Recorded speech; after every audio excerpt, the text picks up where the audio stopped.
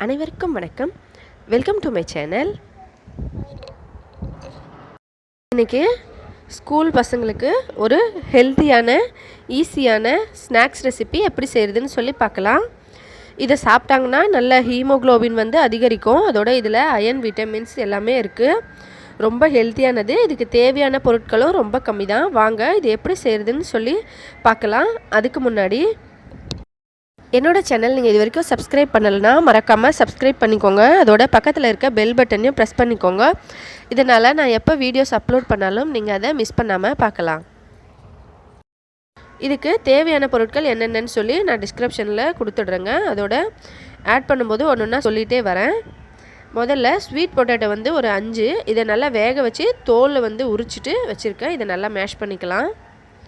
இங்கே பாருங்கள், இதை நல்லா மேஷ் பண்ணிக்கணும். முதல்ல இந்த மாதிரி ஸ்வீட் பொட்டேட்டோ அப்படியே கொடுத்தாலும் குழந்தைங்க சாப்பிடுவாங்க. ஆனால் இது கொஞ்சம் வெரைட்டியாக இருக்கிறதுனால நல்லா விரும்பி சாப்பிடுவாங்க.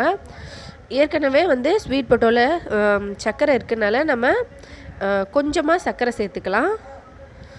வேணும்னா சேர்த்துக்கலாம், இல்லைன்னா ஸ்கிப் பண்ணிக்கலாம். ஆனால் கொஞ்சம் சர்க்கரை சேர்த்தோம்னா கொஞ்சம் டேஸ்ட் கூடி வரும். இதையும் சேர்த்து நல்லா மிக்ஸ் பண்ணிக்கலாம். இந்த மாதிரி நம்ம சர்க்கரை சேர்த்து இந்த மிக்ஸ் பண்ணும்போது நமக்கு அந்த கொஞ்சம் கட்டியாக இல்லாமல் வரணும். அந்த மாதிரி நல்லா சாஃப்டாக மிக்ஸ் பண்ணிக்கோங்க. அதோட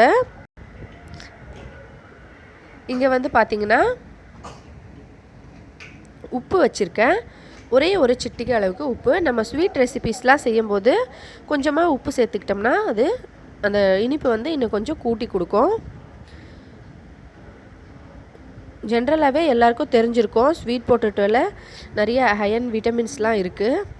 அதோட ஹீமோக்ளோபின் நல்லா இன்க்ரீஸ் ஆகும். பசங்களுக்கு இதை கொடுத்தோம்னா ரொம்ப நல்லது. ஸ்கூல்லேருந்து வந்தவொடனே சாப்பிடுவாங்க, நல்லா எனர்ஜியாக இருப்பாங்க.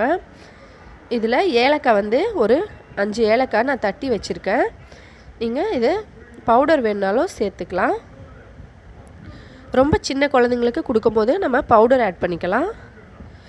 ஸ்கூல் பசங்க கொஞ்சம் பெரியவங்களாக இருக்கவங்களுக்கு நம்ம இந்த மாதிரி நசுக்கி ஆட் பண்ணிக்கலாம் ஏலக்காவை. இப்போ அரிசி மாவு நம்ம இதுக்கு ஒரு மிக்ஸ் பண்ணோம்னா நமக்கு கையில் பிடிக்கிற மாதிரி வரணும், ஒரு நம்ம தட்டுறதுக்கு. அதனால தான் அரிசி மாவு சேர்க்குறோம். நான் இங்கே 3 ஸ்பூன் அரிசி மாவு சேர்த்துருக்கேன்.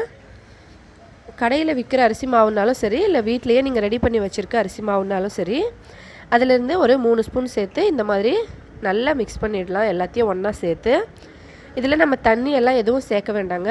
அப்படியே மிக்ஸ் பண்ணோம்னாலே போதும். ஏன்னா ஸ்வீட் பொட்டேட்டோலேருந்தே நமக்கு கொஞ்சம் ஈரப்பதம் வரும்.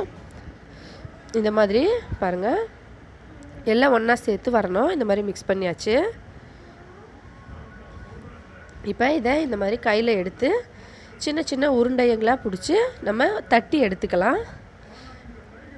கையில் உங்களுக்கு தட்டுறதுக்கு வசதி இல்லைன்னா கொஞ்சமாக எண்ணெய் தடவிக்கலாம் கையில். இந்த மாதிரி நல்லா மெல்லிசாக தட்டிக்கலாம். இதை நீங்கள் டீப் ஃப்ரையும் பண்ணலாம், தவாலையும் போட்டு பொரிச்சு எடுக்கலாம். ஆனால் டீப் ஃப்ரை பண்ணோம்னா ஆயில் கொஞ்சம் நம்ம அதிகமாக சேர்த்த மாதிரி ஆகிடும். அதனால் தவாவில் போட்டு நம்ம சுட்டு எடுத்தோம்னா ஆயில் கொஞ்சம் கம்மியாக தேவைப்படும். இது நல்லா கிறிஸ்பியாக இருக்கும். குழந்தைங்க நல்லா விரும்பி சாப்பிடுவாங்க. இந்த மாதிரி நல்லா சின்ன சின்னதாக தட்டி எடுத்துக்கலாம். நல்லா ஷேப் இந்த மாதிரி சின்னதாக மெல்லிஸாக செஞ்சுக்கலாம். இதே மாதிரி இப்போ எல்லாத்தையும் நான் செஞ்சிடுறேன். பாருங்கள், இது எல்லாத்தையும் நான் ரெடி பண்ணி வச்சுட்டேன்.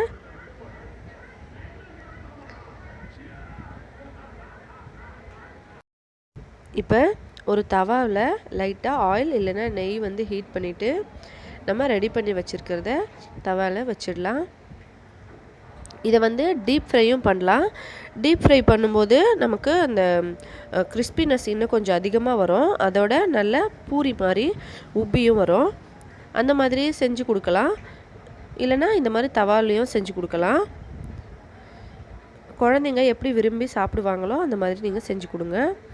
ஸ்கூலுக்கும் பசங்களுக்கு இதை ஸ்நாக்ஸாக கொடுத்து அனுப்பலாம். அதோட வீட்டுக்கு ஈவினிங் வந்த உடனேவும் இதை செஞ்சு கொடுக்கலாம். நமக்கு இதுக்கு எந்த பொருட்களும் நீங்களே பார்த்துருப்பீங்க. நான் எதுவுமே அதிகமாக ஐட்டம்ஸ்லாம் ஆட் பண்ணலை.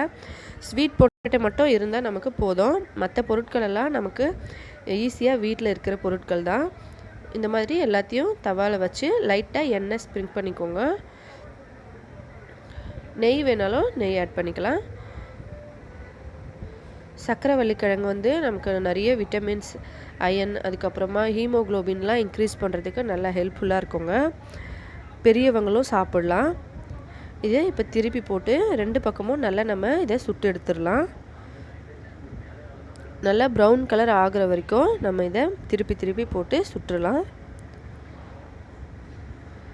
ஜென்ரலாகவே பசங்க ஸ்வீட் பொட்டேட்டோ வந்து விரும்பி சாப்பிடுவாங்க. நம்ம இந்த மாதிரி கொஞ்சம் டிஃப்ரெண்ட்டாக செஞ்சோம்னா இன்னும் நல்லா விரும்பி சாப்பிடுவாங்க. அதை வந்து நம்ம அப்படியே கொடுத்தோம்னா சாப்பிட்றதுக்கு இந்த பக்கம் அந்த பக்கம் சரியாக சாப்பிட மாட்டாங்க. கொஞ்சமாக சாப்பிட்டுட்டு வச்சுருவாங்க. இந்த மாதிரி கொஞ்சம் வெரைட்டியாக செஞ்சோம்னா அவங்க நல்லா விரும்பி சாப்பிடுவாங்க. இப்போ பாருங்கள், 2 பக்கமும் நல்ல கலர் வந்து சேஞ்ச் ஆகி கோல்டன் ப்ரௌன் கலர் ஆகி இது ரெடி ஆயிடுச்சு. நல்லா வெந்துருச்சு. இப்போ நம்ம இதை எடுத்துடலாம். இது நல்ல ஒரு ஹெல்தியான ஃபுட்டு. நம்ம குழந்தைங்களுக்கு இதை ஈஸியாக வீட்டில் செஞ்சு கொடுத்துடலாம். பாருங்கள், இப்போ இது ரெடி ஆயிடுச்சு.